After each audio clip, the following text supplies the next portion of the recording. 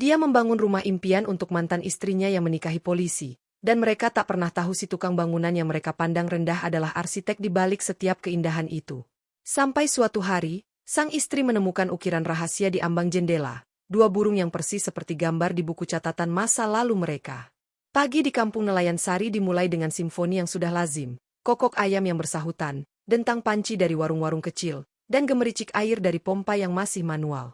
Di antara riuh rendah itu, ada satu suara yang konstan dan berirama, cerat-cerat-ceret. Suara sekop mengayuh adukan semen. Itu adalah musik sehari-hari Fajar. Dia membungkuk di atas pondasi setinggi lutut sebuah rumah kontrakan baru, tangannya yang besar dan berotot dengan lincah menyendok adonan semen, menempatkannya di atas bata merah, lalu mengetuk-ngetukannya dengan ujung gagang sekop hingga rata. Setiap gerakannya presisi, ekonomis, seolah sudah dihitung dalam mimpi. Keringat mengucur deras dari pelipisnya, menembus kaos oblong lusuh berwarna abu-abu, dan membasahi ikat kepala yang melingkar di dahinya. Bau adukan semen, kapur, dan debu bercampur menjadi aroma yang melekat pada dirinya, seperti parfum alamiah seorang pekerja tanah. Fajar! Kopinya, teriak Tono, tukang besi, melemparkan bungkusan kecil berisi kopi tubruk panas. Fajar menoleh, tangannya masih bekerja. Makasih, Ton! Tangannya yang satu lagi menangkap bungkusan itu dengan refleks yang baik. Dia menyeruputnya, matanya tetap mengawasi garis benang yang membentang di depan deretan bata. Matanya, warna coklat tua, tampak selalu fokus, memperhitungkan. Dia bukan hanya menumpuk bata. Dia sedang menyusun garis lurus yang akan menjadi dasar sebuah rumah. Lurus banget nih, Jar. Mata Elo kayak waterpas hidup, canda Tono. Fajar hanya tersenyum tipis. Senyumnya jarang, tapi kalau sudah muncul, membuat wajahnya yang biasa-biasa saja menjadi hangat. Yang bener aja. Ini cuma feeling. Tapi semua orang di sekitar tahu, feeling, Fajar lebih akurat daripada alat ukur kebanyakan. Dia adalah tukang bangunan yang diincar banyak mandor. Bukan karena dia paling kuat, tapi karena dia paling tahu. Tahu bagaimana mencampur semen yang pas, tahu di mana harus menempatkan kolom praktis, tahu cara membaca gambar desain yang sederhana sekalipun dan menerjemahkannya jadi nyata. Pukul 11, istirahat. Fajar duduk di balok kayu, menyantap nasi bungkus sederhana. Pandangannya tertuju pada sebuah pohon mangga tua di seberang lahan. Dia mengamati lekuk batangnya, bagaimana cabangnya menjulur mencari cahaya. Lagi ngawangin apa? Tanya Tono sambil mengunyah. Bentuk itu, kata Fajar, menunjuk ke arah pohon. Kalau diukir, jadi gagang pintu yang bagus. Ukir-ukir lagi. Kerjaan benerin aja udah numpuk. Fajar tidak membalas. Di dalam kontrakan sempitnya, di sudut yang paling sepi, tersimpan satu set pahat ukir kayu. Itulah dunianya yang lain. Ketika tangan-tangannya yang biasa mengaduk semen dan memanggul bata memegang pahat, mereka berubah menjadi lembut, penuh kesabaran. Dia belajar secara otodidak, dari buku bekas dan mengamati ukiran-ukiran di rumah joglo tua. Bagi Dewi, istrinya, itu hanyalah hobi yang menghabiskan uang untuk membeli kayu sisa. Mending uangnya buat beli gas, Jar, seringkali dia mengeluh. Fajar membayangkan wajah Dewi. Cantik, dengan mata yang tajam dan ekspresif. Dulu, mata itu selalu berbinar melihatnya. Sekarang, seringkali berkerut karena kekhawatiran. Hidup mereka berjalan di tempat. Gaji Fajar sebagai tukang bangunan pas-pasan untuk hidup di kota. Mereka sudah 5 tahun menikah, masih ngontrak di sebuah kamar kecil di ujung gang. Impian tentang rumah sendiri, tentang anak, seperti semakin menjauh tertiup angin. Sore hari, Fajar pulang dengan sepeda motornya yang butut. Tubuhnya pegal, tetapi pikiran selalu aktif. Dia melewati sebuah proyek perumahan klaster. Desainnya seragam, minimalis, dingin. Dia membayangkan, bagaimana kalau ada sentuhan ukiran kecil di atas jendela, atau batu alam alami di salah satu sudutnya. Pasti lebih hidup. Dia sampai di depan kontrakan mereka. Sebelum masuk, dia berhenti di warung Bu Marni. Bakwan tahu sama tempe goreng, Bu. Bungkusin. Itu lauk favorit Dewi. Bu Marni tersenyum. Selalu ingat ya, Jar. Ya, Bu. Masak lupa. Dia masuk ke dalam kamar yang sekaligus berfungsi sebagai ruang tamu, dapur, dan kamar tidur. Ruangan itu rapi, berkat tangan Dewi. Ada vas plastik berisi bunga kamboja palsu di atas meja kayu kecil. Dewu, gue pulang. Dewi keluar dari balik tirai pemisah yang berfungsi sebagai dapur. Dia memakai daster biasa, rambutnya diikat sembarangan. Cantiknya tetap memancar, tapi ada kelelahan di matanya. Makanannya di meja, kata Dewi singkat. Suaranya datar. Fajar meletakkan bungkusan bakwan. Gue bawa ini. Kesukaan lo. Dewi hanya melirik. Uangnya buat beli itu mending ditabung, jar. Gak mahal, deh. Cuma 5.000. 5.000 sehari, sebulan 150.000. Setahun hampir 2 juta, hitung Dewi dengan cepat. Matanya menyipit. Itu bisa buat DP kulkas kedua. Fajar menarik napas. Percakapan seperti ini semakin sering terjadi. Setiap pengeluaran kecil dianggap pemborosan. Setiap impian dianggap kemewahan. Makan dulu, yuk, ajak Fajar, mencoba meredakan. Mereka makan dalam hening yang nyaris tidak nyaman. Hanya suara sendok yang berdenting. Gue dapat bonus dari proyek kali ini, ujar Fajar tiba-tiba, memecah kesunyian. Lumayan, deh. Bisa buat bayar utang ke Bang Yadi, potong Dewi. Atau buat ganti genteng yang bocor di musim hujan nanti. Fajar terdiam. Bonus itu memang sudah dia rencanakan untuk membeli sebuah kalung rantai kecil yang pernah dilihat Dewi di etalase toko emas kelas 2. Dia ingin melihat senyum tulus di wajah istrinya lagi. Tapi niat itu seakan menguap. Dewu, suara Fajar lembut. Kita pasti bisa punya rumah sendiri. Percaya sama gue. Gue lagi belajar, deh. Gue lihat proyek-proyek besar itu. Fajar, Dewi meletakkan sendoknya, menatapnya langsung. Kamu tukang bangunan yang baik, jujur, rajin. Tapi itu saja tidak cukup. Lihat tetangga kita, yang istrinya bisa punya motor sendiri karena suaminya PNS. Atau yang bisa ngontrak rumah lumayan karena suaminya sopir pabrik. Kita di sini, 5 tahun, masih begini-begini saja. Ada getar di suara Dewi. Bukan marah, tapi kecewa yang sudah menumpuk. Gue kerja keras, Dewu. Setiap hari. Kerja kerasmu hanya cukup untuk kita bertahan hidup, Fajar. Bukan untuk hidup. Dewi berdiri, mulai membereskan piring. Punggungnya tegang. Aku capek, Jar. Capek menghitung receh setiap hari. Capek memimpikan sesuatu yang sepertinya tidak akan pernah datang. Fajar ingin memeluknya, berkata bahwa semuanya akan baik-baik saja. Tapi kata-kata itu terasa kosong di mulutnya. Apa buktinya? Yang ada hanyalah janji-janji dan kayu ukiran yang tidak laku. Besok gue ada arisan ibu-ibu komplek, kata Dewi, masih membelakangi. Mereka pasti akan tanya lagi, kapan punya momongan, kapan pindah rumah. Aku harus tersenyum dan bilang, Insya Allah Sun. Padahal aku bahkan tidak tahu besok kita makan apa jika kamu tidak dapat proyek. Fajar hanya bisa menatap punggung istrinya. Dia merasa kecil, tidak becus. Seperti sebuah fondasi rumah yang retak sebelum bangunannya didirikan. Malam itu, Dewi tidur lebih awal. Fajar duduk di depan pintu, melihat langit yang tertutup kabut polusi kota. Dia mengambil sebatang kayu sisa dan pahat kecilnya. Di bawah cahaya lampu neon 5 watt, tangannya mulai bergerak. Keluar bentuk-bentuk abstrak, alur-alur yang dalam. Dia memahat semua rasa frustrasi, harapan, dan cintanya yang tak terucap ke dalam kayu itu. Dia tahu, ada yang tidak beres. Ada jarak yang mulai menganga antara dirinya dan Dewi. Tapi dia berharap, dengan kesabaran, dengan kerja kerasnya yang terus-menerus, dia bisa menjembatani jarak itu. Dia adalah seorang pembangun. Tugasnya adalah menyambung, merakit, menyatukan. Jika saja dia tahu bahwa fondasi pernikahan mereka sudah keropos dimakan rayap kekecewaan dan perbandingan sosial. Dan gempa kecil pertama akan segera datang, menghancurkan segala sesuatu yang selama ini dia pikir kokoh. Dia memandang kayu yang mulai berbentuk dalam tangannya. Itu akan menjadi gagang pintu yang indah, untuk sebuah rumah yang mungkin tidak akan pernah dia tinggali. 2 minggu setelah percakapan hambar tentang bonus dan impian yang tertunda, langit di atas kampung nelayan Sari terasa lebih berat. Musim pancaroba membuat udara lembab dan panas, seolah mencerminkan gejolak dalam diri Fajar. Proyeknya akan segera selesai, dan bonus yang dijanjikan Mandor Heru, lebih besar dari perkiraan awal, akan segera cair. Di saku celana kerja Fajar yang berlubang, tersimpan sebuah bungkusan kecil berbentuk kotak dari toko emas, Sinar Jaya. Isinya, Kalung rantai emas sederhana dengan liontin berbentuk bulan sabit. Dia membelinya 3 hari lalu, setelah memastikan nominal bonus. Harapannya sederhana, melihat senyuman lama Dewi, yang tulus dan hangat, bukan senyum getar yang penuh kecemasan. Pulang kerja lebih awal, Fajar mandi dengan bersih, mengenakan kemeja kotak-kotak yang paling bagus miliknya, hadiah dari Dewi 2 tahun lalu.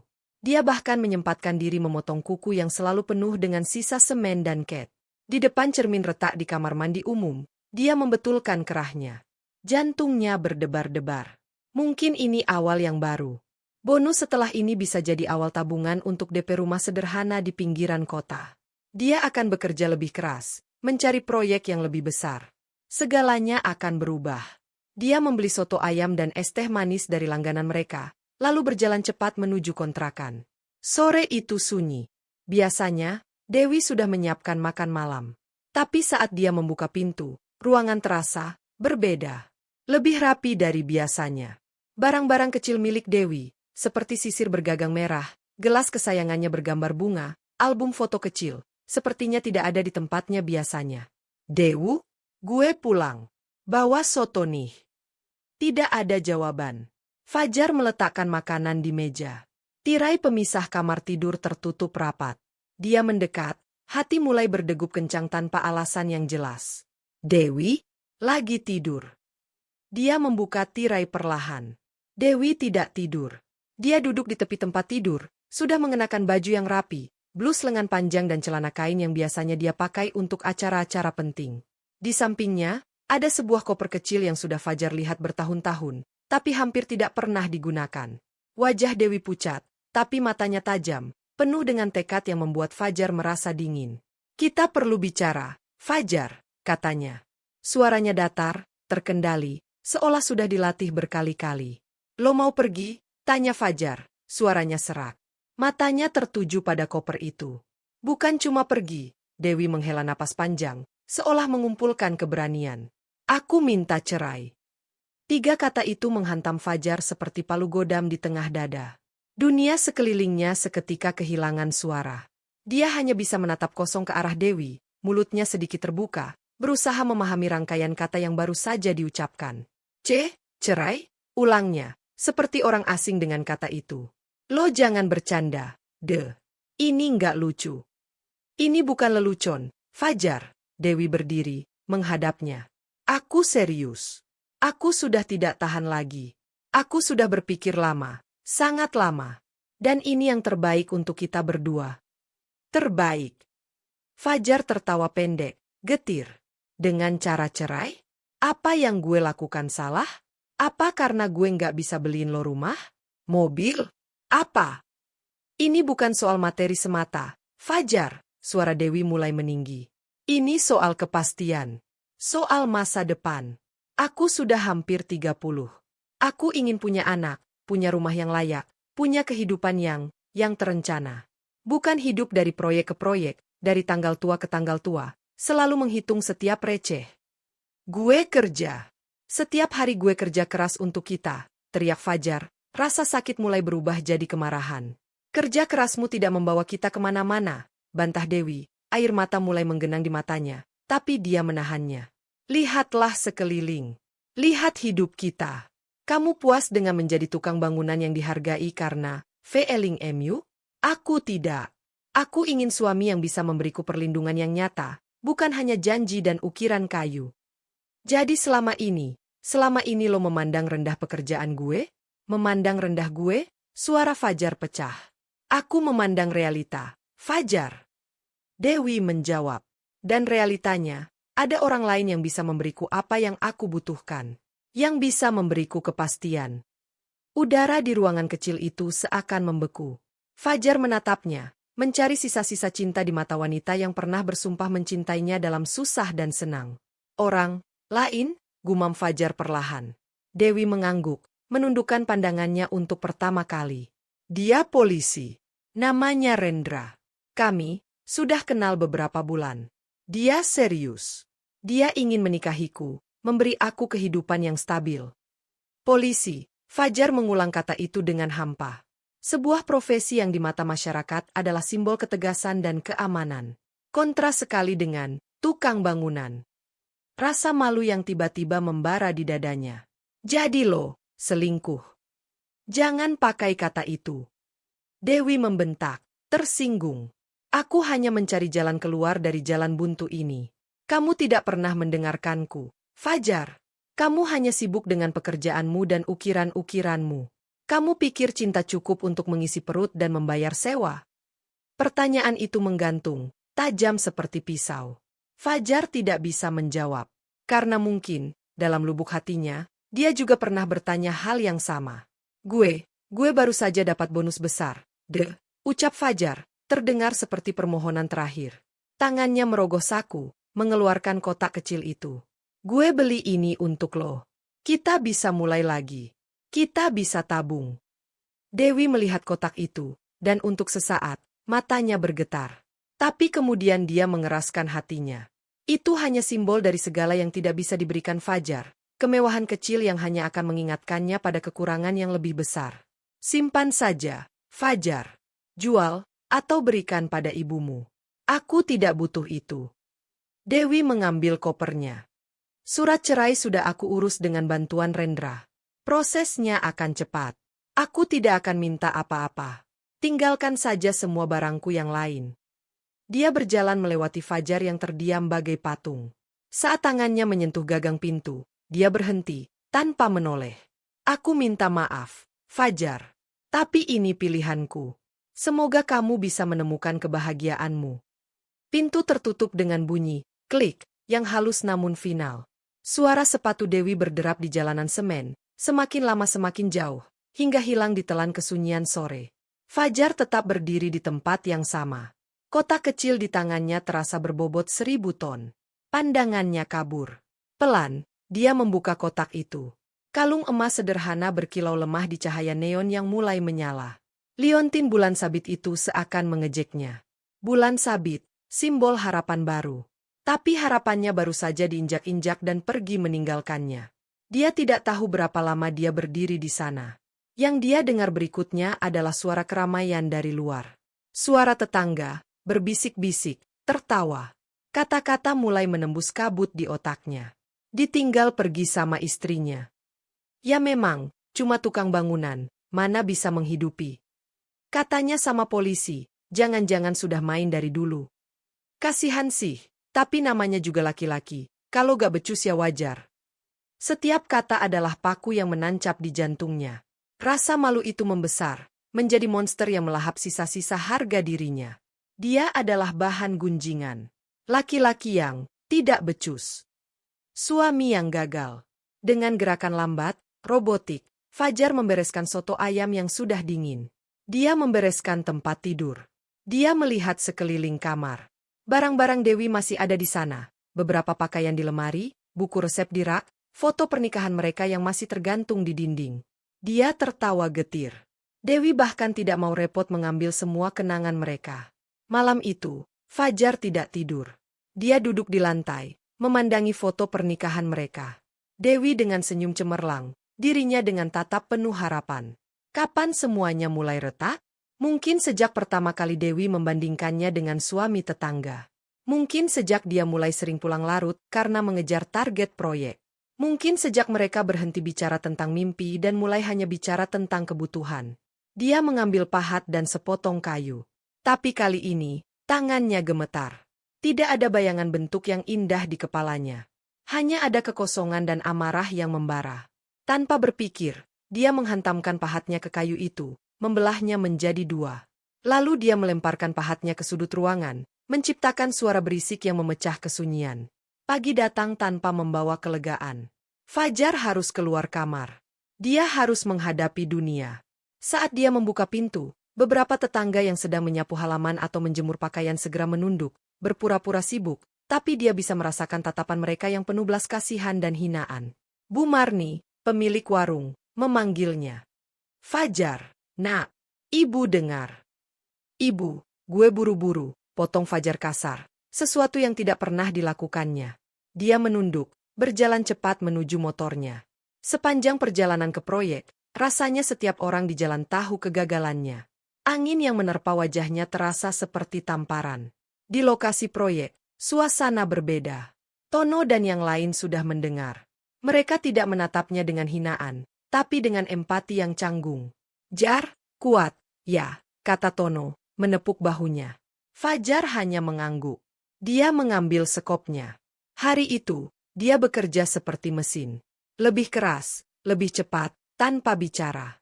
Setiap ayunan sekop, setiap bata yang dia tata, adalah pelampiasan dari rasa sakit yang tidak bisa dia ungkapkan. Keringat bercampur dengan air mata yang dia tahan mati-matian. Dia bekerja sampai tangannya lecet, sampai punggungnya terasa mau patah, sampai Mandor Heru memaksanya berhenti. Fajar, pulang. Lu bukan mesin. Tapi Fajar tidak ingin pulang. Ke kamar kosong itu? Menghadapi bisikan-bisikan tetangga? Tidak. Dia memilih tidur di los proyek, di atas karung semen, beralaskan kardus. Dinginnya lantai beton merambat ke tulangnya, tapi tidak lebih dingin dari rasa hampa di dadanya. Proses perceraian berjalan lancar dan cepat, seperti yang dijanjikan Dewi. Koneksi Rendra sebagai polisi membuat segalanya menjadi mudah. Fajar hanya muncul sekali di pengadilan agama, dengan pakaian lusuh dan mata sembab. Dewi datang dengan Rendra di sisinya. Rendra gagah, dengan seragam polisi yang rapi, memberikan rasa aman yang nyata. Dewi tidak pernah menatap Fajar. Fajar juga tidak memandangnya. Saat hakim mengetuk palu, ikatan yang dulu dia bangun dengan susah payah, dengan cinta, dengan harapan, putus seketika. Hanya butuh beberapa menit. Dia keluar dari pengadilan dengan selembar kertas yang terasa lebih berat dari seluruh bata di proyeknya. Langit tampak abu-abu kelam. Saat dia hendak menaiki motornya, seorang paman jauhnya, yang dulu datang ke pernikahannya, kebetulan lewat. Fajar? Wah, jadi beneran cerai ya? Kata paman itu, menggeleng. Ya sudah, namanya juga rezeki. Memang lo harus introspeksi diri. Laki-laki kok gak bisa memimpin. Mending Dewi sama Pak Polisi. Jelas lebih terjamin. Kata-kata itu diucapkan dengan nada mengasihi, tetapi isinya adalah racun. Fajar hanya membungkuk, tak punya energi untuk membela diri. Introspeksi diri? Memang salahnya di mana? Karena dia hanya seorang tukang bangunan yang mencintai istrinya dengan caranya sendiri? Karena dia tidak bisa memberikan kemewahan? Dia menyadari satu hal, di mata dunia, kekalahannya mutlak. Dia bukan korban keadaan. Dia adalah penyebabnya. Dia, laki-laki yang tidak becus. Malam itu, di los proyek, Fajar menatap langit berbintang sendirian. Rasa sakit awal sudah berubah menjadi mati rasa. Ada sesuatu di dalam dirinya yang padam. Bukan hanya cinta pada Dewi, tetapi juga kepercayaan pada dirinya sendiri, pada kebaikan dunia. Dia seperti sebuah bangunan yang fondasinya digerogoti, lalu dihantam gempa. Yang tersisa hanya puing-puing. Dia mengeluarkan kotak berisi kalung emas dari sakunya. Dia membukanya, melihat kilauannya sekali lagi. Lalu, dengan tenang, dia menutupnya dan melemparkannya jauh-jauh ke dalam selokan di samping los proyek. Bunyi, plung, kecil menandakan hilangnya harapan terakhirnya. Dia berbaring, menatap langit. Tidak ada lagi air mata. Yang ada hanyalah kehampaan yang luas dan gelap. Dunia Fajar, yang dulu dibangun dari cinta, kerja keras, dan impian-impian sederhana, telah runtuh sepenuhnya. Yang tersisa hanyalah seorang laki-laki di tengah puing-puing, tidak tahu harus mulai lagi dari mana, atau untuk apa. Dan di kejauhan, di sebuah rumah dinas polisi yang sederhana tapi pasti, Dewi mungkin sedang merencanakan pernikahan barunya, sambil berusaha mengubur rasa bersalah yang sesekali menggigit. Sementara Rendra, sang polisi, merasa seperti pemenang yang telah mendapatkan hadiahnya. Tapi bab ini belum selesai. Ini baru awal dari kehancuran. Dan dari puing-puing yang paling gelap, terkadang, sesuatu yang lebih kuat bisa muncul. Tapi untuk saat ini, Fajar hanya bisa tenggelam dalam kesendirian dan kepedihan yang tak terperi. 7 hari berlalu sejak palu pengadilan agama mengetuk, memutuskan sisa-sisa benang yang sudah compang-camping itu. Bagi Fajar, ke-7 hari itu menyatu menjadi satu blok waktu yang kelam, tanpa awal dan tanpa akhir. Dia tidak pulang ke kontrakan itu lagi. Dia membayar sewa bulan itu penuh dan meninggalkan semua barang Dewi, dan barang-barangnya sendiri yang tidak penting, di dalamnya. Biarlah sang pemilik kontrakan yang mengurusnya. Dia mengambil hanya 2 hal, 1 tas berisi beberapa helai pakaian kerja dan pakaian biasa, serta kotak kayu berisi peralatan ukirnya. Sisanya, tak ada yang layak diselamatkan. Los proyek menjadi istana barunya yang suram. Sebuah ruangan beton tanpa jendela di ujung lahan pembangunan, bau anyir semen basah, kapur, dan debu yang tak pernah hilang. Tidur di atas hamparan karung bekas semen dan kardus, dia terbangun setiap pagi dengan pegal yang sudah menjadi teman setia dan kekosongan yang lebih menyiksa. Dia bekerja seperti mesin otomatis. Datang, bekerja tanpa bicara, pulang ke los, tidur, atau lebih sering, terjaga menatap langit-langit beton yang retak. Mandor Heru dan kawan-kawan awalnya mencoba menghiburnya, mengajaknya ngobrol, menawarkan kopi. Tapi tatapan kosong dan jawaban singkat Fajar membuat mereka akhirnya mengerti, biarkan dia sendiri. Rasa sakitnya bukan jenis yang butuh diomeli atau dihibur. Itu adalah jenis luka yang harus diinfeksi dalam kesendirian sampai suatu saat, entah kapan, bisa mengering dengan sendirinya, atau membusuk sepenuhnya. Suatu sore, saat matahari mulai kehilangan kekejamannya, Mandor Heru mendekatinya. Fajar sedang membersihkan sisa-sisa semen di lantai teras yang baru dia cor. Gerakannya mekanis. Jar, proyek ini selesai besok atau lusa. Ada bayaran terakhir buat Elo. Heru menjulurkan sejumlah uang yang lebih tebal dari biasanya. Ini bonus penyelesaian, kayak yang janji. Fajar menerimanya, tanpa menghitung, langsung menyimpannya di saku celana. Uang. Dulu dia bekerja untuk itu, untuk Dewi, untuk masa depan. Sekarang, hanya untuk bertahan hidup. Agar bisa membeli nasi bungkus dan rokok. Agar bisa terus menidurkan diri dalam kelelahan fisik setiap malam. Ada rencana setelah ini? Tanya Heru, mencoba membuka percakapan. Fajar menggeleng. Cari proyek lain. Gue ada kenalan. Kontraktor besar. Namanya Pak Widodo. Lagi butuh tukang-tukang yang benar-benar bisa, bukan asal kuli angkut. Proyeknya gede, rumah mewah di daerah perbukitan. Gajinya jauh lebih bagus. Fajar hanya mengangguk lemas. Oke, kapan mulai? Besok gue antar Elo ketemu. Tapi, Heru ragu, melihat kondisi Fajar. Rambut acak-acakan, mata sembab, bau badan yang tidak sedap karena jarang mandi dengan bersih. Bersih-bersih dikit, Jar. Orang ini pilih-pilih. Dia butuh yang bukan cuma kuat, tapi juga paham. Paham. Kata itu menyentuh sesuatu di dalam diri Fajar yang beku. Paham apa? Paham bahwa hidup ini sakit? Paham bahwa cinta itu ilusi? Dia mengangguk lagi. Gue akan mandi. Pertemuan dengan Pak Widodo terjadi di sebuah warung kopi pinggir jalan yang nyaman, jauh dari kesan mewah. Pak Widodo adalah lelaki berusia 50-an, berkumis, mata yang tajam dan berbinar. Dia memakai kemeja sederhana dan celana kain. Dia tidak langsung bicara soal proyek. Dia mengamati Fajar, dari ujung rambut hingga sepatu botnya yang kotor.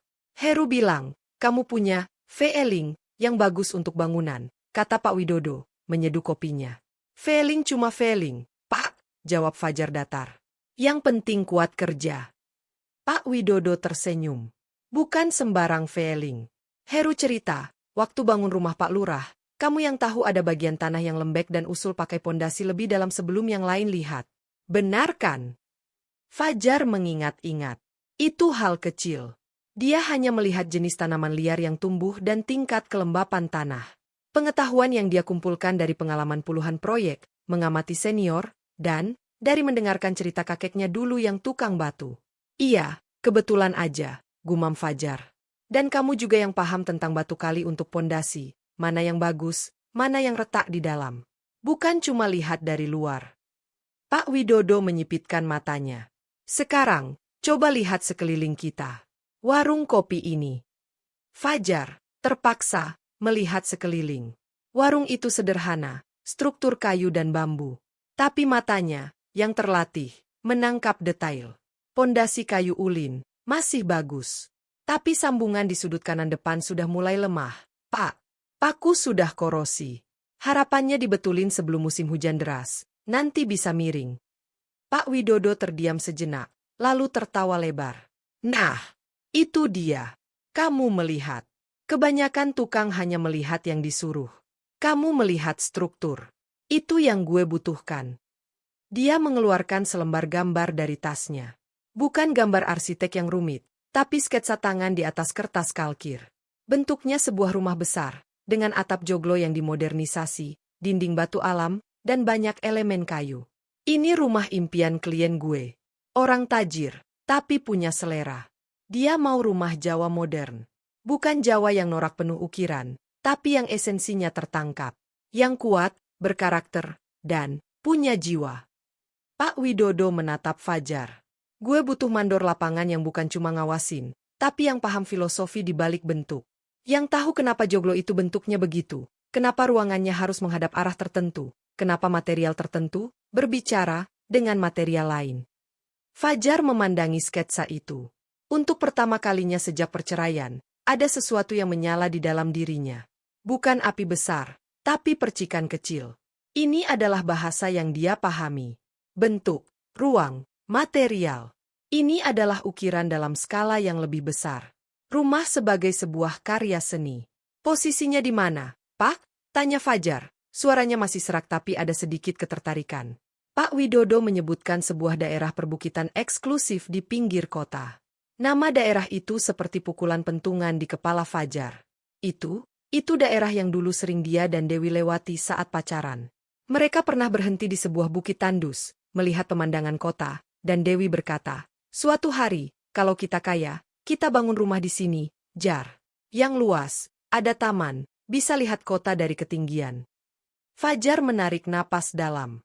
Ironi hidup memang kejam. Sekarang, dia akan membangun rumah impian di tanah yang sama, tapi bukan untuknya dan Dewi. Untuk orang lain. Untuk klien Pak Widodo. Gue tertarik, Pak, kata Fajar akhirnya. Suaranya lebih tegas. Tapi gue bukan insinyur. Gue cuma tukang. Gue butuh tukang yang pikirannya seperti insinyur dan hatinya seperti seniman, kata Pak Widodo meyakinkan. Gue yang akan handle desain detail dan perhitungan strukturnya bersama arsitek. Tugas kamu di lapangan, pastikan eksekusinya tepat, bahkan lebih dari tepat. Kamu yang akan pimpin kuli-kuli lain. Kamu yang akan decide material di lapangan jika ada kendala. Kamu yang akan jamin kualitas setiap sentimennya. Gaji kamu bakal setara mandor utama, plus bonus jika selesai dengan kualitas prima. Tawaran itu menggiurkan. Tapi lebih dari itu, ini adalah tantangan. Sesuatu untuk dicengkeram, untuk memfokuskan seluruh energi dan pikirannya yang selama ini terbuang dalam kesedihan dan kemarahan. Siapa kliennya, Pak? Tanya Fajar, seolah sudah bisa menebak. Pak Widodo mengernyit.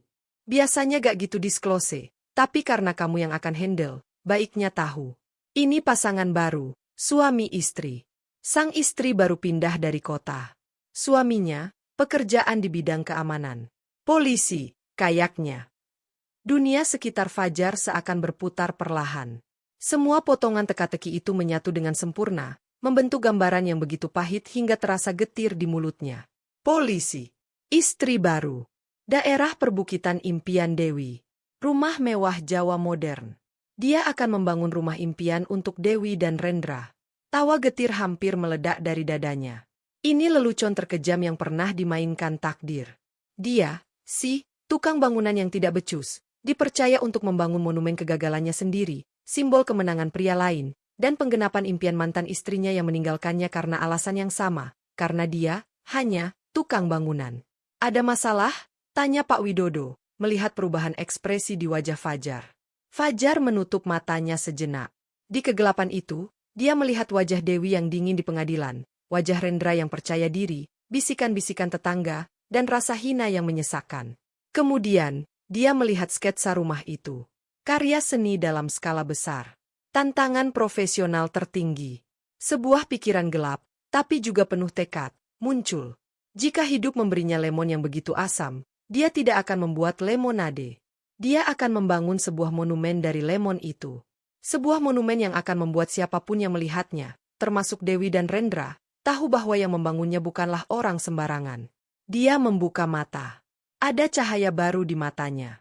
Bukan cahaya bahagia, tapi cahaya tekad yang membara. Sebuah tujuan. Tidak ada masalah, Pak, kata Fajar. Suaranya tiba-tiba jelas dan penuh keyakinan. Saya terima tawaran Bapak. Dan saya janji, rumah ini akan jadi rumah terbaik yang pernah saya bangun. Setiap detailnya akan sempurna. Pak Widodo tersenyum puas, menangkap perubahan sikap itu. Bagus. Besok kita ke lokasi, survei tanah. Kamu bawa perlengkapan. Pulang ke los proyek, Fajar tidak merasa hampa lagi.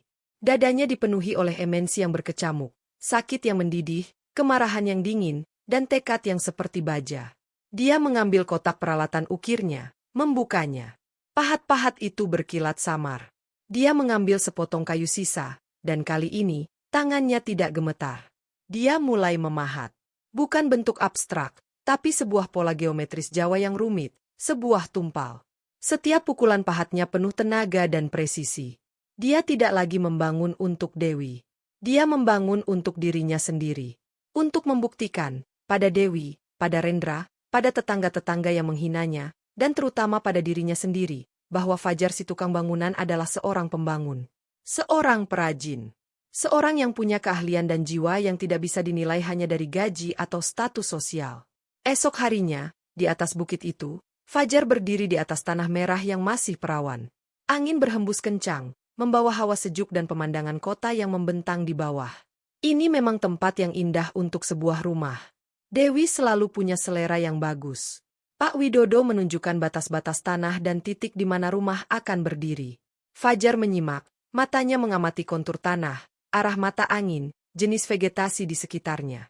Dia mengambil segenggam tanah, meremasnya, melihat teksturnya. Tanahnya padat, bagus. Tapi di sisi timur agak lembek, bekas aliran air mungkin. Pondasi di sana harus lebih dalam, pakai batu kali pilihan, ujar Fajar. Pak Widodo mengangguk, kagum. Itu yang arsitek juga bilang. Kamu langsung tahu. Fajar memandang ke arah kota. Di sanalah dia tinggal, di los proyek kumuh. Sementara di sini, dia akan membangun istana. Sebuah ironi yang sempurna. Kapan mulai, Pak? Material pertama datang minggu depan. Kamu siap? Siap, jawab Fajar. Tapi saya minta wewenang penuh untuk merekrut kuli dan tukang yang saya percaya. Saya butuh tim yang bukan hanya kuat, tapi juga mau belajar dan menghargai detail. Wewenang penuh kamu pegang, kata Pak Widodo. Gue percaya. Kepercayaan itu seperti air di padang pasir bagi Fajar. Setelah dianggap remeh dan dihina, kepercayaan dari seorang kontraktor besar adalah validasi pertama bahwa mungkin dia lebih dari sekadar yang orang-orang lihat. Malam itu, di los proyek yang sama, Fajar merasa berbeda. Los proyek itu bukan lagi kuburan impiannya, tapi menjadi markas besarnya.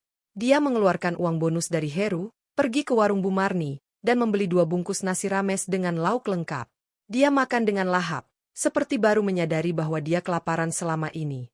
Dia lalu pergi ke kamar mandi umum dan mandi dengan bersih, menyikat tubuhnya hingga kesat, mencukur kumis dan janggut yang mulai lebat. Saat dia melihat dirinya di cermin, dia melihat bayangan yang berbeda. Masih ada luka di mata, masih ada kelelahan, tapi ada juga api kecil yang membara. Api itu berkata, mereka ingin rumah mewah? Baiklah, aku akan berikan mereka rumah mewah. Tapi mereka tidak akan tahu bahwa jiwa rumah itu adalah jiwaku. Setiap bata, setiap kayu, setiap paku akan menyimpan ceritaku. Dan ketika mereka tinggal di dalamnya, mereka akan tinggal di dalam karyaku. Dia kembali ke los, mengambil buku catatan kecil dan pensil. Di bawah cahaya lampu neon, dia mulai membuat coretan-coretan.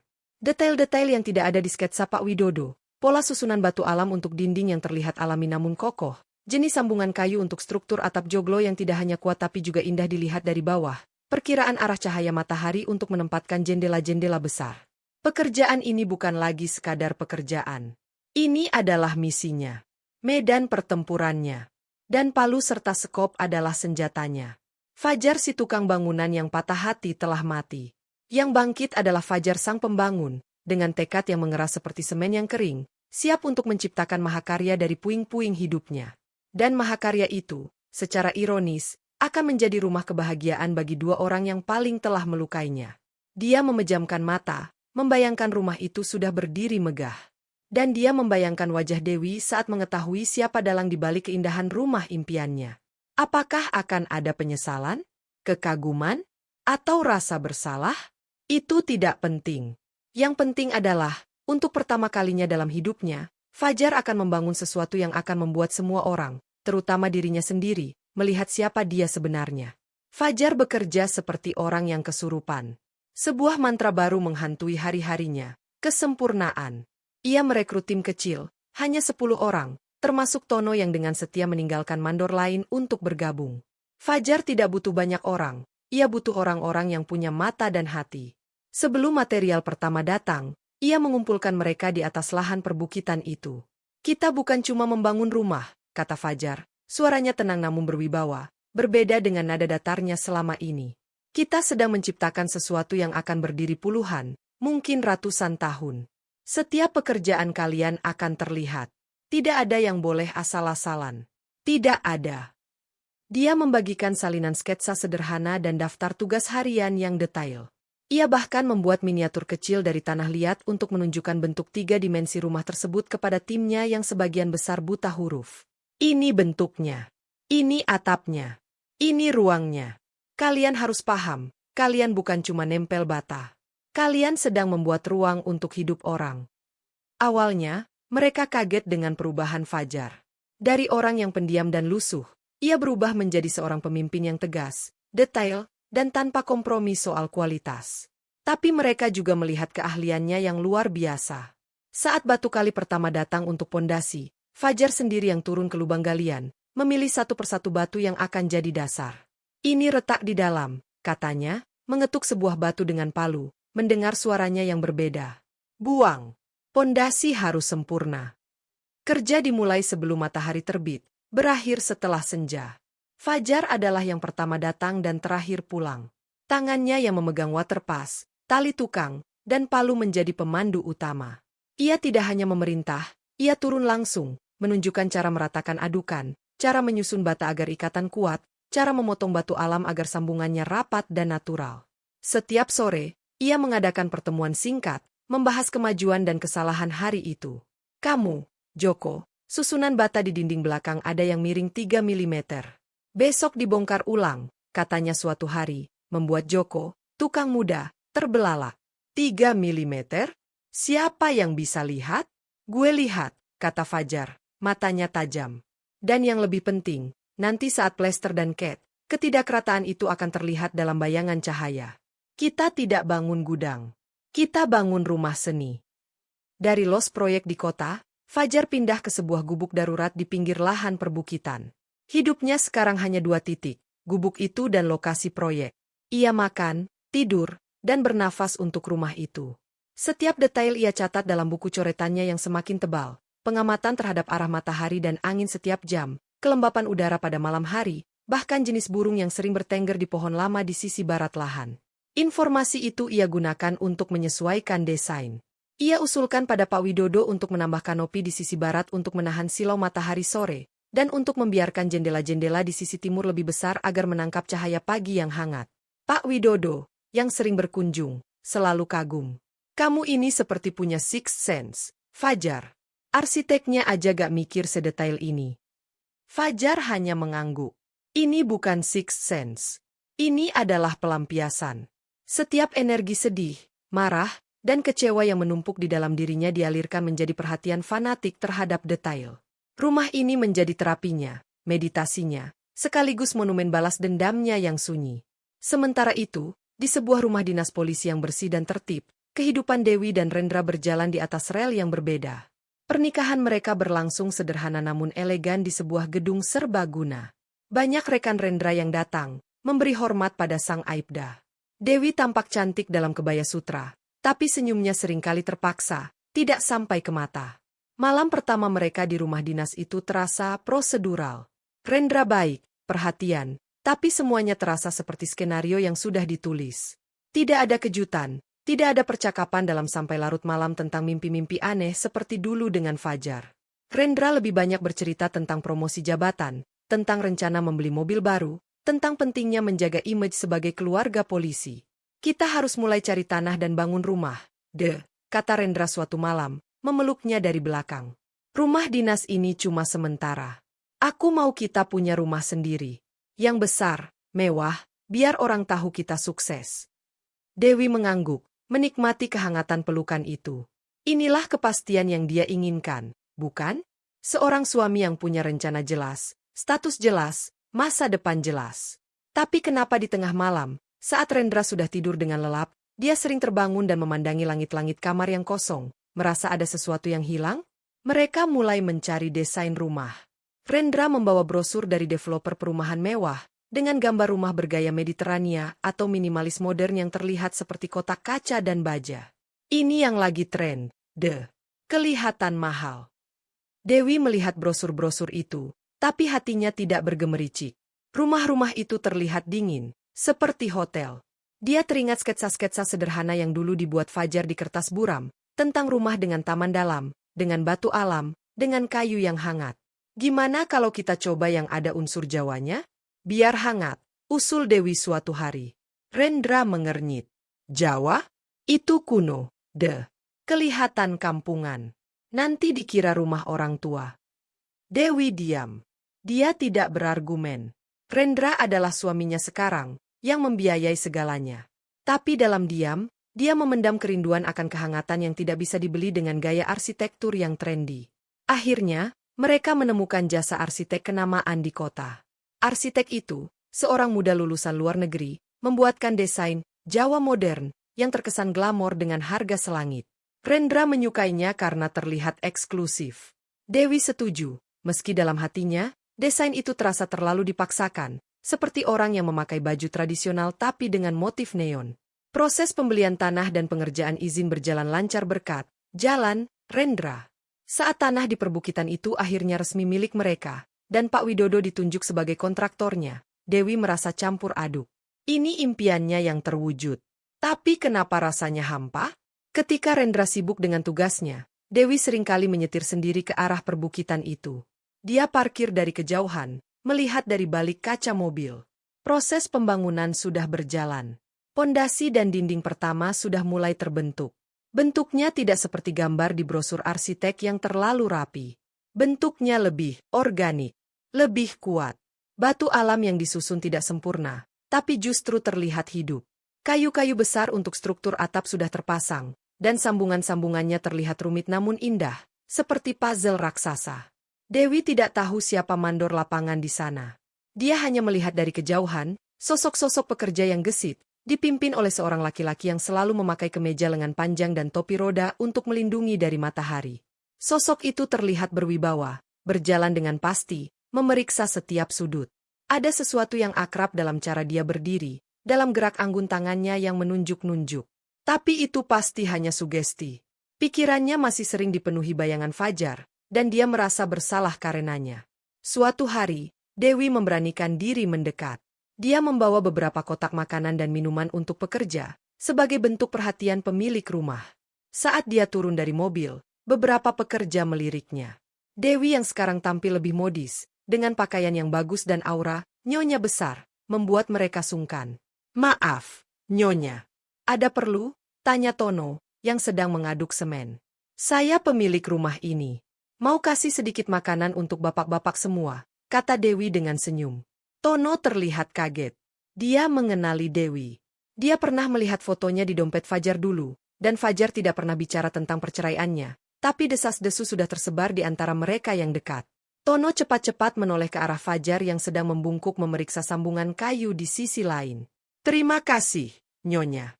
Taruh saja di sana ya, kata Tono cepat, berusaha menghalangi pandangan Dewi ke arah Fajar. Tapi sudah terlambat.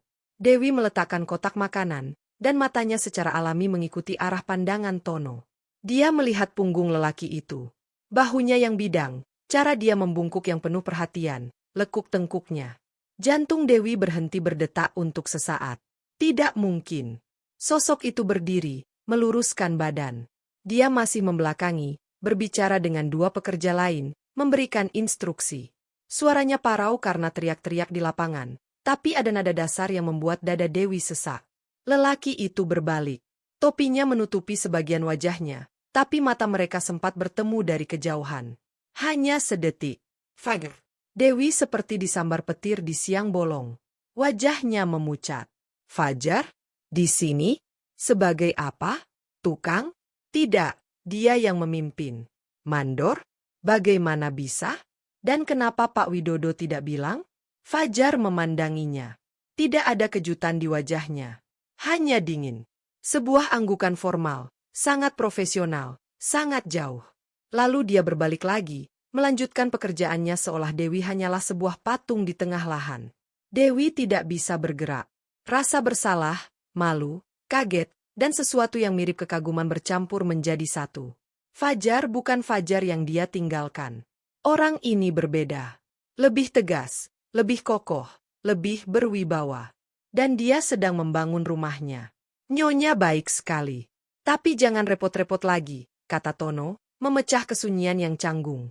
Kami sudah diurus baik-baik sama Pak Fajar. Pak Fajar. Panggilan itu, yang penuh hormat, menambah rasa pilu Dewi. Dulu, di lingkungan mereka, Fajar hanya dipanggil Jar atau Mas Jar. Dewi akhirnya mengangguk, berbalik, dan berjalan cepat kembali ke mobilnya. Tangannya gemetar saat memasukkan kunci. Dia menyetir pergi, pandangannya berkunang-kunang. Di kaca spion, dia melihat sosok Fajar yang masih berdiri di tempat yang sama, sekarang menatap ke arah mobilnya yang menjauh. Ekspresinya tidak terbaca. Sepanjang perjalanan pulang, pikiran Dewi berputar-putar. Kenapa Fajar? Apakah ini kebetulan yang kejam? Atau apakah Fajar sengaja mengambil proyek ini? Untuk apa? Untuk menghinanya? Atau untuk menunjukkan sesuatu? Sampai di rumah, Rendra sudah pulang. Tadi ke lokasi, tanyanya sambil membaca berkas.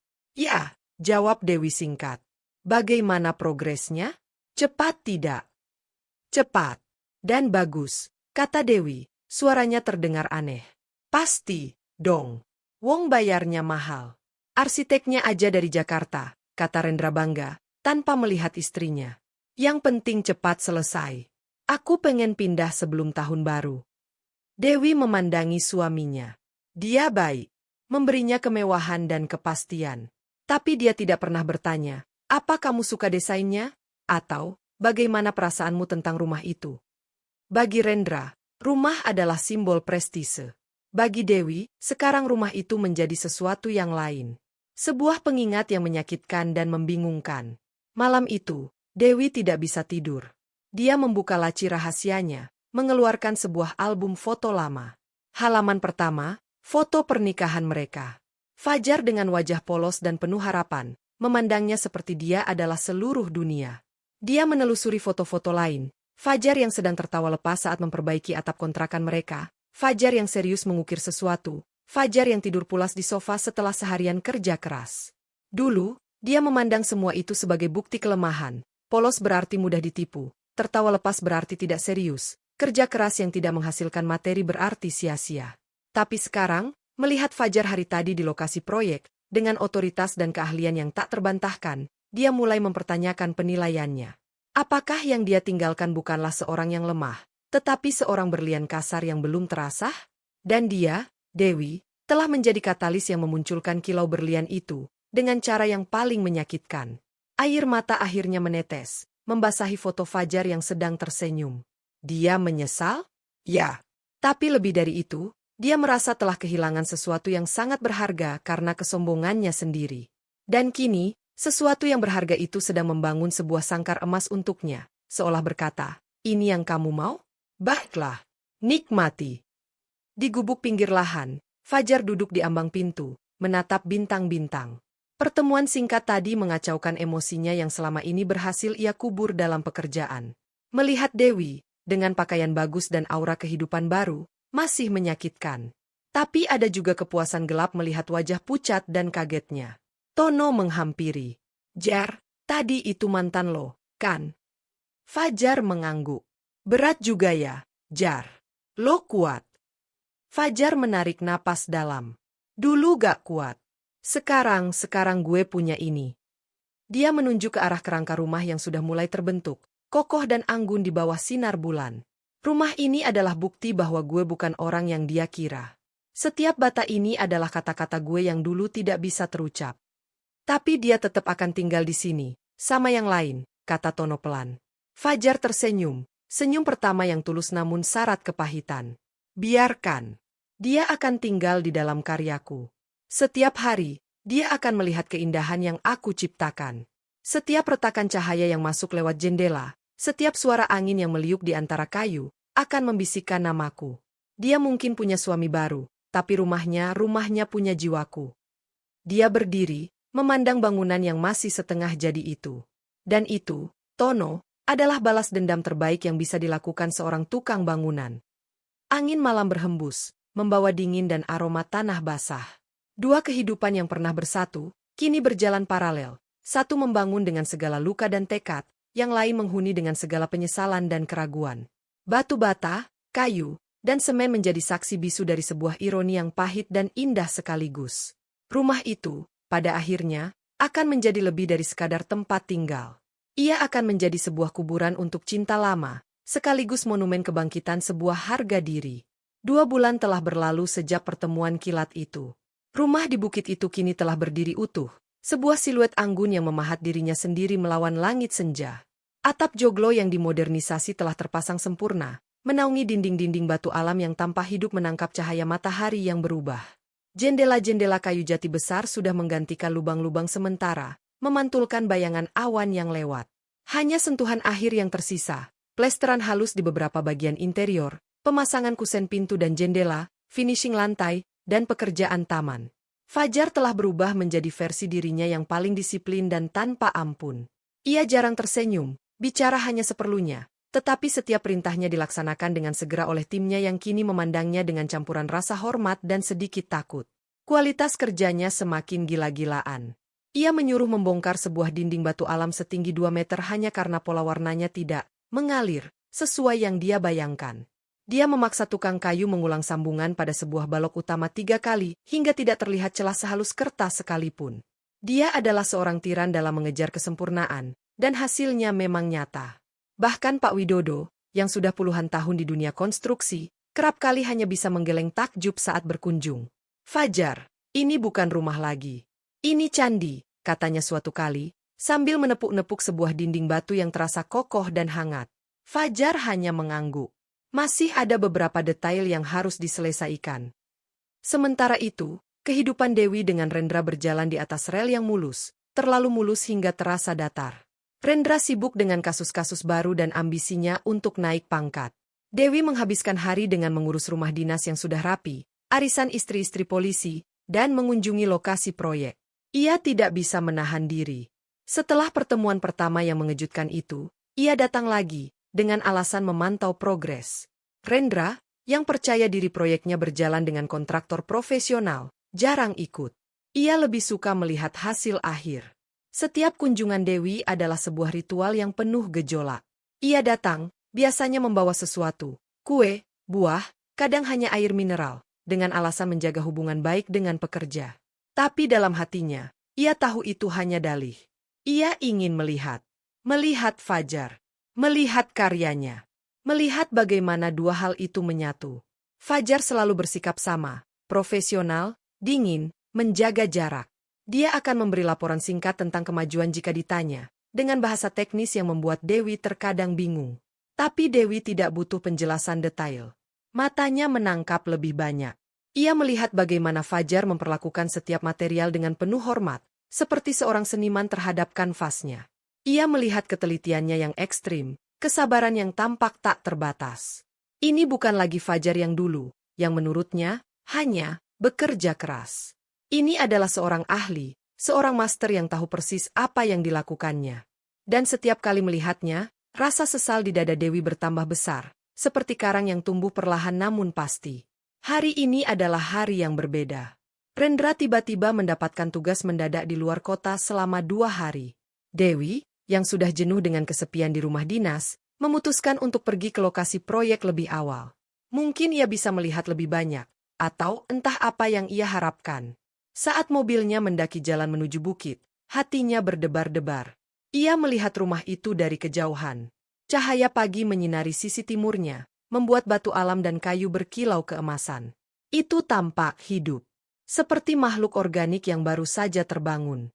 Ia memarkir mobil di tempat biasa, turun, dan menghirup udara segar yang mulai tercemar bau cat dan kayu baru. Lokasi tampak lebih sepi dari biasanya. Hanya ada 2 orang tukang cat yang bekerja di bagian dalam. Suara radio kecil menyiarkan lagu-lagu pop lawas. Dewi mencari-cari sosok Fajar, tapi tidak melihatnya. "Nyonya Dewi," sapa Tono, keluar dari dalam rumah dengan wajah sedikit kaget. "Masih pagi sekali." "Iya, Tono. Suami saya sedang dinas. Saya ingin lihat-lihat interiornya, kalau boleh." "Boleh, silakan. Hati-hati, masih ada peralatan berserakan. Pak Fajar lagi ada di belakang, cek saluran air." Dewi mengangguk, masuk ke dalam rumah untuk pertama kalinya. Nafasnya tersangkut. Interiornya masih kosong, tapi ruangannya luar biasa. Proporsinya sempurna. Cahaya pagi masuk dari jendela timur, menyapu lantai beton yang masih kasar dengan pancaran hangat. Langit-langit yang tinggi dengan eksposur kayu-kayu struktur atap menciptakan rasa lapang dan teduh sekaligus. Suaranya bergema dengan lembut, seperti di dalam sebuah ruang konser kecil.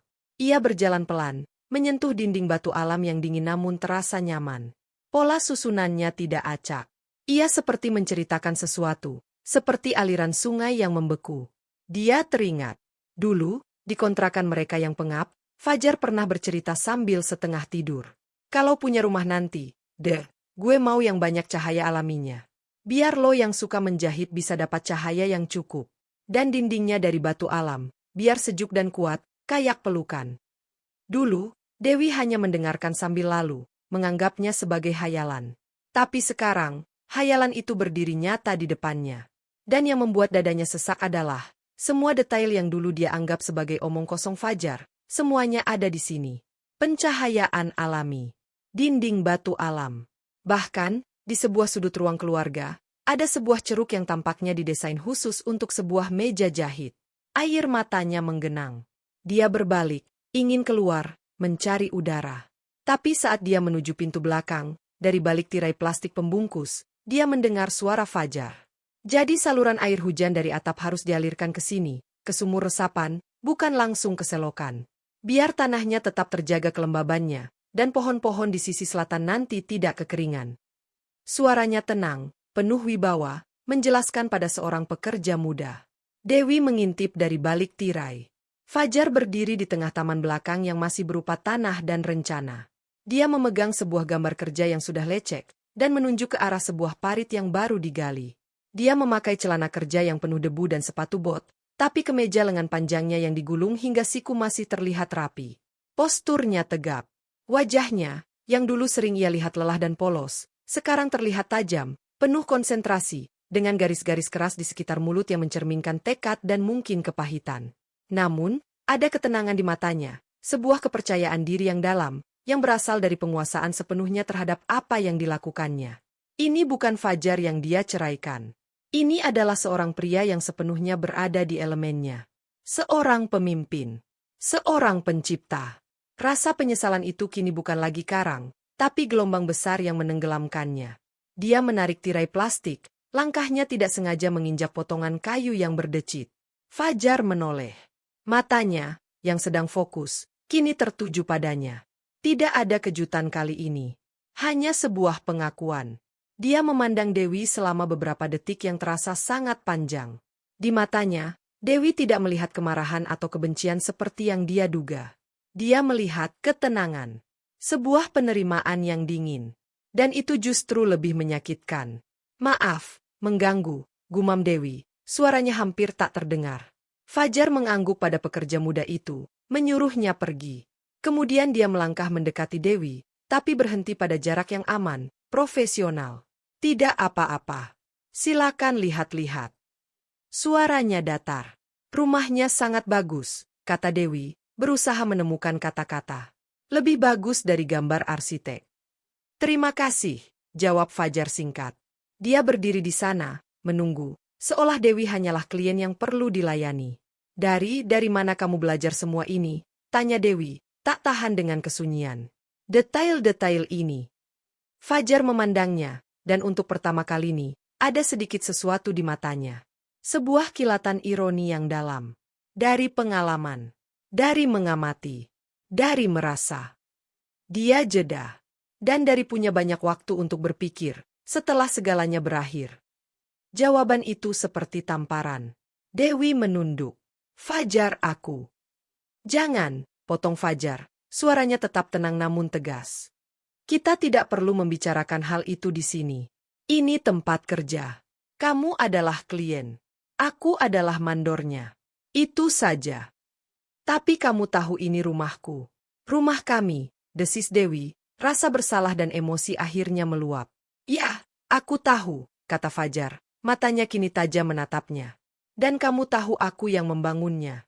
Sepertinya kita sama-sama tahu. Jadi, Apa lagi yang perlu dibicarakan? Kenapa? Tanya Dewi. Air mata akhirnya mengalir.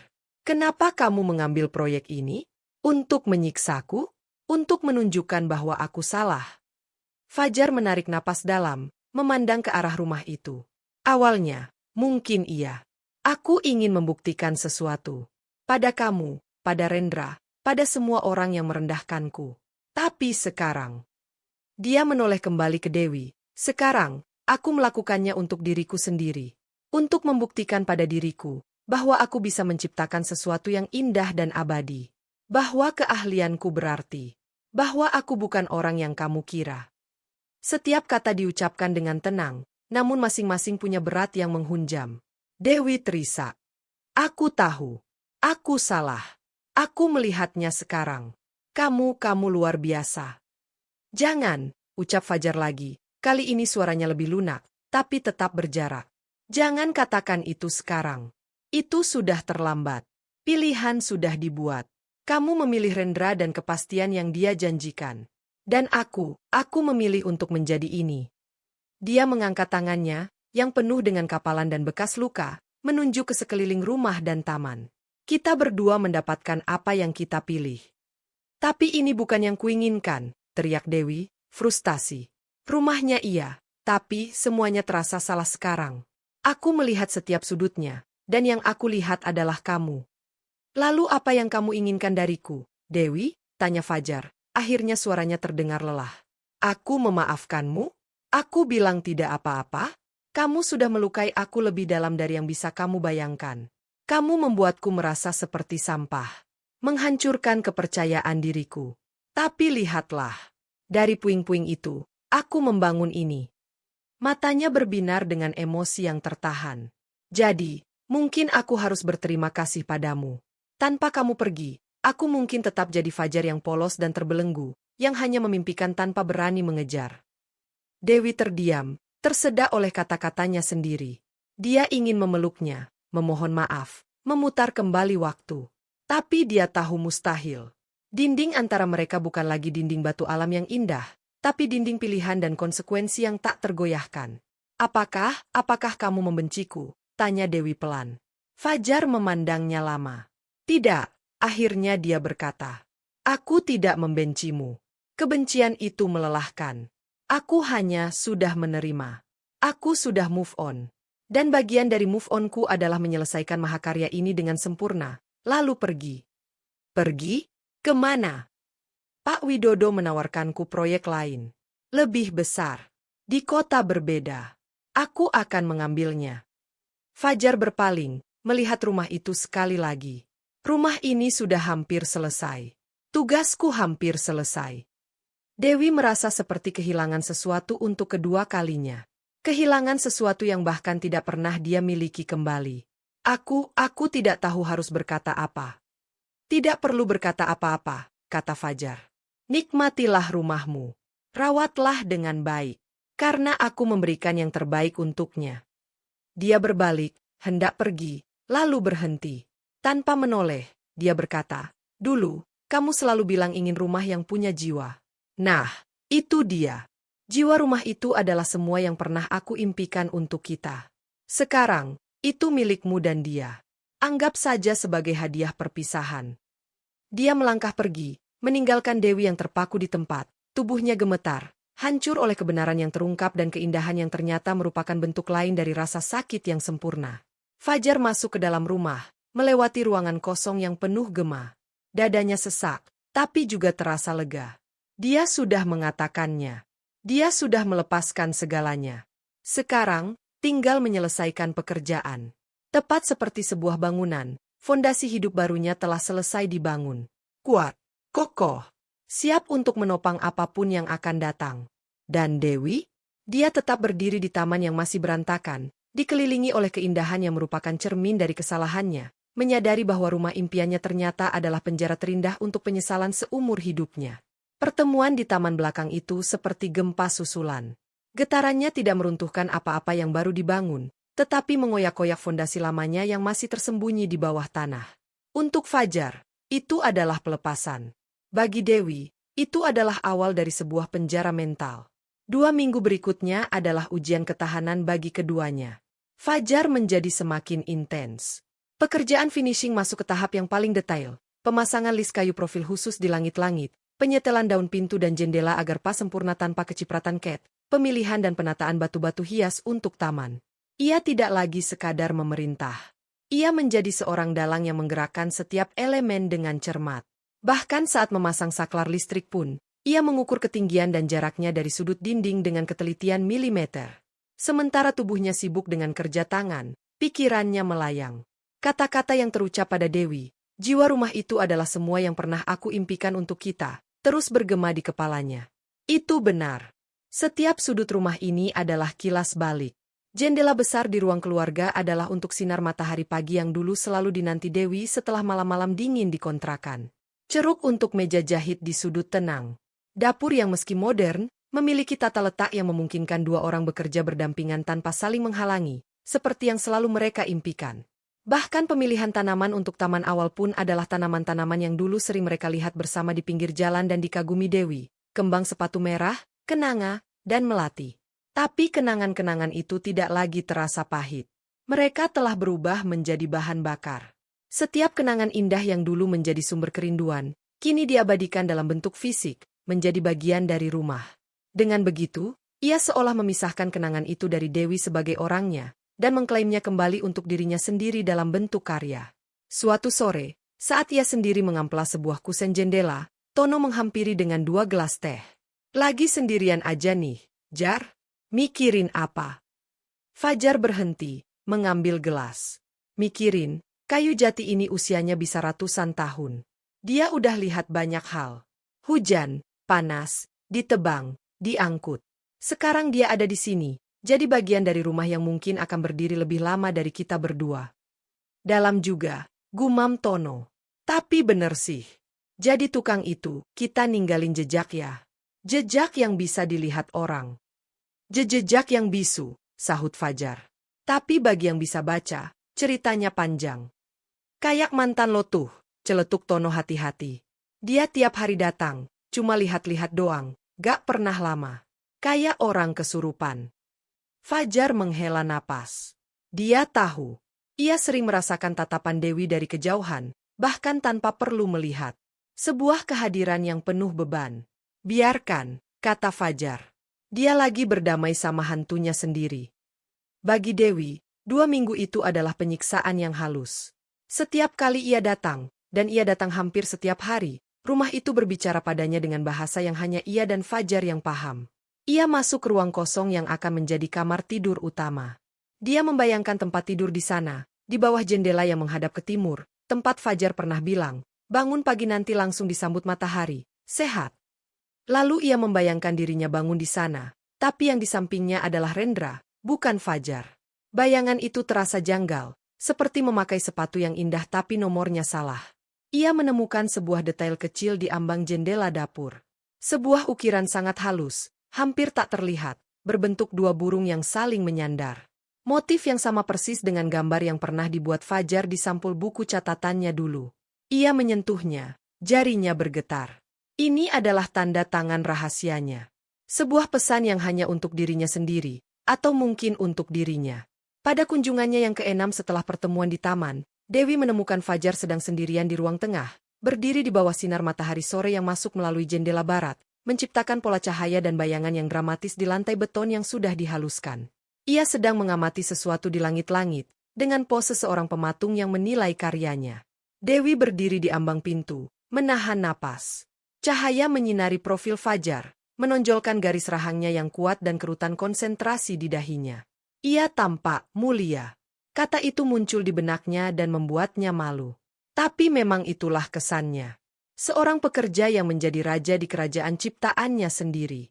Kenapa kamu tidak bilang? Suara Dewi pecah dalam kesunyian. Fajar tidak menoleh, seolah sudah tahu ia ada di sana. Bilang apa? Bahwa kamu yang akan membangun rumah ini. Bahwa Pak Widodo mempekerjakanmu. Apakah itu akan mengubah sesuatu? Tanya Fajar, kini menoleh padanya. Apakah kamu akan membatalkan proyek? Meminta ganti mandor. Dewi terdiam. Tidak. Dia tidak akan. Bahkan jika tahu dari awal, Rasa penasarannya akan mengalahkan segalanya. Lihat, kata Fajar, seolah membaca pikirannya. Jadi, untuk apa? Biarkan semuanya mengalir. Seperti arsitektur yang baik, semuanya punya tempat dan tujuannya sendiri. Ini kejam, Fajar, bisik Dewi. Ini kehidupan, jawab Fajar, kembali memandang langit-langit. Dan kadang, kehidupan itu memang kejam. Tapi lihatlah hasilnya. Dia menggerakkan tangannya, menunjuk sekeliling ruangan. Keindahan sering lahir dari hal yang kejam. Seperti mutiara dari butiran pasir yang mengganggu.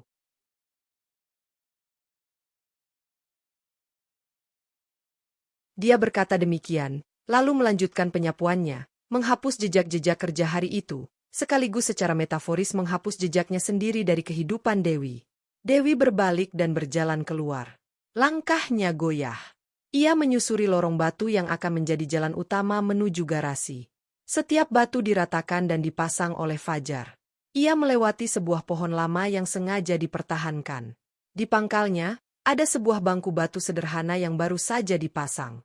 Tempat duduk untuk menikmati pemandangan.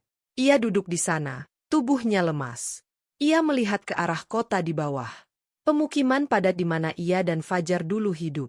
Ia membayangkan Fajar di los proyek, menderita, lalu bangkit. Ia membayangkan dirinya sendiri di rumah dinas, merasa aman tapi hampa. Dan kini, mereka akan bertukar tempat.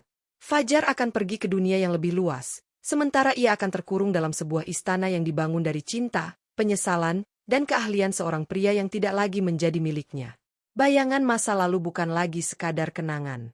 Mereka telah menjelma menjadi dinding, lantai, dan atap.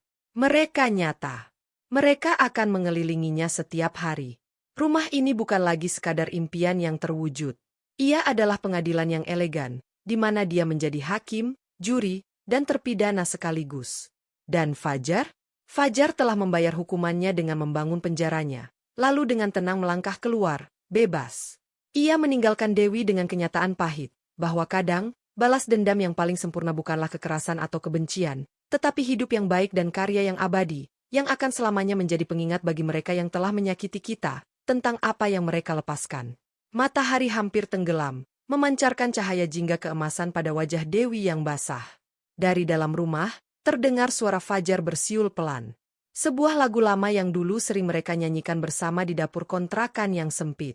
Dewi menutup mata, membiarkan lagu itu dan penyesalannya menyatu, tenggelam dalam bayangan masa lalu yang kini menjadi rumah masa depannya. Hari penyerahan kunci tiba dengan langit biru tanpa awan, seolah alam tidak peduli dengan gejolak di bawahnya. Rumah itu berdiri lengkap, sebuah mahakarya yang diam-diam menantang cakrawala. Taman depan masih berupa tanah yang baru dirapikan dengan beberapa bibit tanaman yang belum tumbuh, tetapi eksteriornya sudah sempurna. Batu alam berpola, kayu jati berkilau, atap joglo yang anggun, semua bersatu dalam harmoni yang memukau. Pak Widodo datang lebih awal, dengan dokumen dan sebuah koper berisi kunci-kunci baru yang berkilauan. Ia menemukan Fajar di ruang tengah, sedang melakukan inspeksi terakhir. Fajar sudah tidak memakai pakaian kerja. Ia mengenakan kemeja cambrai sederhana dan celana kain hitam yang rapi. Rambutnya tersisap rapi, wajahnya bersih, dan meski mata masih menyimpan kedalaman yang tak terukur, kini ada ketenangan di sana. Semua sudah selesai, Pak, lapor Fajar, suaranya datar. Kecuali taman, perlu perawatan rutin 2 minggu ke depan. Instruksi sudah saya berikan pada tukang kebun. Pak Widodo mengamati ruangan itu, lalu memandang Fajar. Lu tahu, Fajar, dalam 30 tahun karir gue, ini salah satu proyek terbaik. Bukan cuma bagus secara teknis, tapi berjiwa. Terima kasih, Pak. Itu yang saya usahakan. Klien akan sangat puas. Fajar tersenyum tipis, tanpa kegembiraan. Saya harap begitu. Mereka mendengar suara mobil mendekat. 2 buah. Yang pertama mobil SUV besar Rendra. Yang kedua, mobil sedan biasa Dewi. Fajar menghela napas dalam, persiapan terakhirnya. Gue yang akan handle penyerahannya, kata Pak Widodo, seolah mengerti. Lo tunggu di dapur aja, atau di luar kalau mau. Saya akan tunggu di belakang, Pak. Ambil beberapa alat yang tertinggal. Rendra dan Dewi masuk. Rendra langsung terlihat terkesan. Matanya melirik ke sana-sini, menilai kemewahan yang tampak. Dia memakai kemeja polo dan celana jeans bermerek, berusaha tampak kasual tapi tetap gagah. Wah, Pak Widodo. Luar biasa, seru Rendra, berjabat tangan erat. Ini jauh lebih bagus dari gambar. Dewi masuk dengan pelan. Matanya langsung mencari sesuatu, atau seseorang, tapi tidak melihat Fajar. Dia memakai gaun linen sederhana, wajahnya sedikit pucat, dengan lingkaran hitam samar di bawah mata. Ia memandang sekeliling ruangan yang sekarang berisi furnitur minimalis yang sudah dikirim sebelumnya. Sofa besar, meja kayu, karpet, semua pilihan Rendra yang terlihat mahal tapi sedikit dingin. Furnitur itu tampak seperti penyewa asing di dalam ruang yang begitu hidup. Iya, Pak Rendra. Tim saya yang terbaik, jawab Pak Widodo dengan profesional. Dan semua kredit untuk mandor lapangan saya, Fajar. Dia yang eksekusi semuanya dengan presisi luar biasa.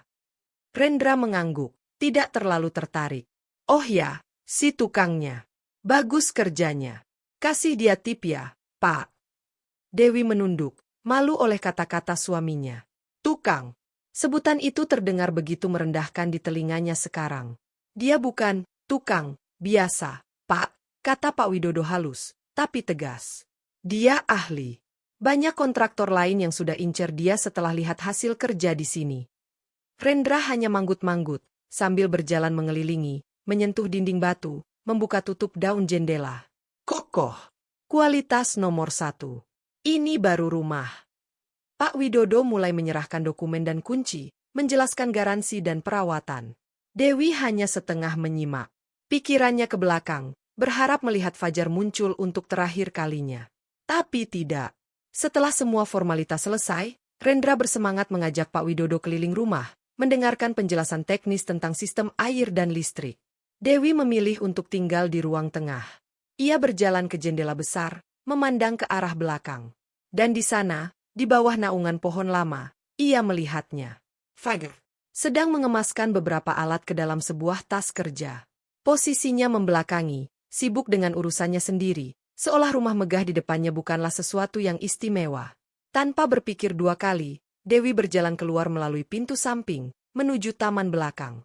Fajar mendengar langkah kakinya. Dia tidak perlu menoleh. Ia mengenali ritme langkah itu. Segalanya sudah selesai, kata Dewi, berhenti beberapa langkah di belakangnya. Mereka sangat puas. Bagus, jawab Fajar, masih membungkuk mengikat tasnya. Rendra bilang, akan kasih tip untuk tukangnya. Suara Dewi penuh permintaan maaf. Fajar akhirnya berdiri, berbalik. Wajahnya tenang. Gak usah. Gaji saya sudah dibayar lunas oleh Pak Widodo. Itu lebih dari cukup. Mereka berdiri berhadapan di bawah pohon, di antara bayangan dan cahaya yang temaram. Suara Rendra dan Pak Widodo yang sedang mengobrol di lantai atas terdengar samar-samar. Ini perpisahan, ya? Tanya Dewi, suaranya bergetar. Iya. Proyek berikutnya mulai minggu depan. Saya harus pergi hari ini juga. Aku tidak tahu harus berkata apa. Kamu tidak perlu berkata apa-apa, Dewi, ucap Fajar. Matanya memandang rumah itu sekali lagi, lalu kembali ke Dewi. Izinkan saya mengatakan sesuatu untuk terakhir kalinya. Dewi mengangguk, menahan napas. Rumah ini, Fajar mulai, suaranya lembut namun jelas, adalah impian termurni yang pernah saya miliki. Setiap ukiran, setiap batu, setiap sudutnya saya rancang dengan satu gambaran di kepala, kebahagiaan kita. Ketika kamu pergi, impian itu hancur. Tapi bukan berarti bahan-bahannya hilang. Semuanya masih ada. Rasa sakit, cinta, kenangan, keahlian saya. Jadi, saya putuskan untuk membangunnya kembali. Tapi kali ini, bukan sebagai impian kita. Tapi sebagai bukti. Bukti bahwa dari reruntuhan, sesuatu yang indah bisa lahir. Bahwa saya bisa menjadi lebih dari yang orang, termasuk kamu, Kira. Dia jeda, mengumpulkan kata-kata. Jadi, ketika kamu tinggal di sini, jangan merasa bersalah. Jangan merasa ini adalah kuburan. Tapi hormatilah. Rawatlah. Karena ini adalah bagian terbaik dari diri saya yang saya tinggalkan di sini. Saya memberikannya pada kamu, bukan sebagai hukuman, tapi sebagai hadiah perpisahan. Sebuah cara untuk menutup semua ini dengan indah. Air mata mengalir deras di pipi Dewi. Tidak ada yang bisa diucapkannya. Setiap kata Fajar adalah kebenaran yang terlalu besar untuk ditanggung, namun juga terlalu tulus untuk ditolak. Dan untuk saya, lanjut Fajar, proyek ini bukan hanya tentang membangun rumah. Ini tentang membangun kembali diri saya. Dan saya berhasil. Saya menemukan harga diri saya di sini, di antara semen dan batu bata ini. Saya menemukan panggilan saya. Saya menemukan bahwa saya bukan hanya seorang tukang, saya adalah seorang pembangun. Dan dunia membutuhkan pembangun. Dia mengambil tasnya, mengangkatnya ke pundak. Jadi, terima kasih, Dewi. Terima kasih karena telah pergi. Karena tanpa keputusanmu, saya mungkin tak akan pernah menemukan siapa saya sebenarnya. Itu adalah pukulan terakhir, yang sekaligus membebaskan. Fajar tidak menyalahkannya lagi. Dia malah berterima kasih. Dan itu membuat Dewi menyadari betapa jauhnya mereka telah berpisah. Fajar telah melampaui mereka, melampaui rasa sakit, melampaui masa lalu. Semoga kamu bahagia, Fajar, bisik Dewi, dengan seluruh keyakinan yang tersisa. Semoga kamu juga, jawab Fajar. Dia memberikan anggukan terakhir, sebuah anggukan yang penuh martabat dan akhir. Lalu ia berbalik, dan berjalan menyusuri jalan setapak batu menuju gerbang depan, di mana motor tuanya yang sudah dimodifikasi dengan rak untuk alat-alatnya menunggu. Dewi tidak mengikutinya. Dia tetap di bawah pohon, menonton sosok itu pergi. Fajar tidak menoleh, tidak melambai. Dia hanya berjalan, langkahnya mantap, meninggalkan rumah, meninggalkan masa lalu, meninggalkannya. Di depan, Rendra dan Pak Widodo sudah turun. Rendra terlihat senang. Wah, kamu lihat kamar mandi utama? Baknya sebesar kolam renang. Pak Widodo melihat Fajar yang mendekat. Semua sudah selesai, Fajar? Sudah, Pak. Semua alat sudah saya ambil. Baik. Terima kasih atas kerja kerasmu. Kontrak untuk proyek restoran sudah saya email. Kita ketemu di kota sana minggu depan. Fajar menjabat tangan Pak Widodo. Siap, Pak. Rendra melirik Fajar. Oh, kamu si mandor. Kerja bagus. Dia mengeluarkan beberapa lembar uang dari dompetnya. Ini, untuk tambah-tambah. Fajar melihat uang itu, lalu menatap Rendra. Di matanya, tidak ada emosi. Hanya sebuah penerimaan bahwa ini adalah bagian dari peran yang harus dimainkan. Terima kasih, Pak. Tapi tidak perlu. Kepuasan Bapak sudah cukup. Dia menolak dengan halus, lalu mengangguk pada Pak Widodo sekali lagi, sebelum menaiki motornya dan menyala. Suara motor yang sederhana itu memecah kesunyian bukit. Fajar melaju perlahan, menyusuri jalan turun, menjauh. Dia tidak melihat ke arah rumah. Pandangannya tertuju ke depan, ke jalan yang menurun, menuju lembah, menuju kota, menuju proyek baru, menuju hidup barunya. Dewi, yang kini berdiri di samping Rendra, memandang hingga motor itu hilang di balik tikungan. Dadanya terasa hampa, tapi juga anehnya, lebih ringan. Seperti sebuah beban yang akhirnya diangkat, meski meninggalkan bekas yang dalam. Aneh juga orang itu, gerutu Rendra. Dikasih tip nolak. Mungkin dia bukan melakukan ini untuk tip, Ren, kata Dewi pelan, masih menatap jalan kosong. Lah untuk apa dong? Tukang ya untuk uang. Dewi memandang suaminya, lalu memandang rumah megah di belakangnya. Mungkin untuk sesuatu yang lebih dari uang. Rendra tidak mengerti. Dia hanya menghela napas puas. Yang penting rumah kita sudah jadi. Ayo, kita cicipin dapur mahal itu. Masak apa yang enak? Mereka masuk, meninggalkan Pak Widodo yang masih berdiri di teras, tersenyum kecil. Dia memahami lebih banyak. Dia melihat kemenangan dan kekalahan di balik dinding batu itu. Dan dia tahu, ia baru saja melepas salah satu talenta terbaik yang akan membuat namanya semakin dikenal di dunia konstruksi. Beberapa bulan kemudian, rumah di bukit itu telah dihuni sepenuhnya. Furnitur-furnitur mahal memenuhi setiap ruang. Taman sudah mulai hijau. Tapi bagi Dewi, rumah itu tetap terasa sunyi. Rendra senang, sering mengadakan jamuan untuk rekan-rekan kerjanya, memamerkan rumahnya. Setiap pujian yang dilontarkan membuatnya makin bangga. Tapi bagi Dewi, setiap pujian tentang detail yang indah atau konsep yang hangat adalah pengingat akan Fajar. Suatu sore, saat Rendra dinas luar kota, Dewi duduk di bangku batu di bawah pohon lama. Dia memegang secangkir teh, memandang pemandangan kota. Pikirannya menerawang ke masa lalu, Lalu ke sebuah artikel yang tidak sengaja ia temukan di media sosial lokal. Sebuah fitur tentang pembangun muda berbakat dengan sentuhan tradisional modern. Fotonya menunjukkan Fajar, berdiri di depan sebuah struktur kayu dan kaca yang indah, restoran baru yang sedang dibangunnya. Dia tersenyum, bukan senyum lebar, tapi senyum percaya diri yang tenang. Matanya berbinar. Artikel itu memuji visinya, keahlian teknisnya, dan dedikasinya yang fanatik terhadap kualitas. Namanya sudah mulai dikenal. Bukan sebagai tukang, tapi sebagai ahli konstruksi dan konsultan desain. Dewi menyimpan artikel itu. Tidak dengan sedih, tapi dengan sebuah penerimaan yang damai. Fajar telah menemukan tempatnya di dunia. Dia telah membangun takdirnya sendiri, lebih megah dari rumah manapun. Sementara itu, di kamar tidur mewahnya dengan Rendra, di malam-malam yang sunyi, dia kadang masih menyentuh ukiran dua burung di ambang jendela dapur, atau memandangi pola cahaya yang terbentuk di lantai saat matahari terbit. Ia belajar untuk tidak lagi merasa bersalah, tetapi untuk menghargai. Seperti yang Fajar minta. Rumah itu memang bukan milik Fajar secara fisik, tapi jiwa rumah itu akan selamanya miliknya. Dan Dewi, dengan semua penyesalan dan pelajarannya, adalah penjaga dari jiwa itu. Dia hidup di dalam sebuah karya seni, sebuah monumen dari cinta yang berubah bentuk, dari kegagalan yang berbuah kesempurnaan. Dan di suatu kota yang lain, Fajar menyelesaikan hari kerjanya di restoran baru itu. Ia berdiri di balkon, memandang kota yang mulai menyala. Tas kerjanya berisi gambar-gambar proyek berikutnya, sebuah galeri seni kecil. Hidupnya penuh, berarti. Dia tidak lagi memikirkan rumah di bukit, atau Dewi. Keduanya telah menjadi bagian dari fondasi dirinya yang baru, kuat dan tak tergoyahkan. Kadang, dalam kesunyian, ia tersenyum. Bukan karena kemenangan atau balas dendam, tapi karena kepuasan seorang pembangun yang tahu, ia telah meninggalkan sesuatu yang abadi. Rumah itu berdiri. Dirinya berdiri.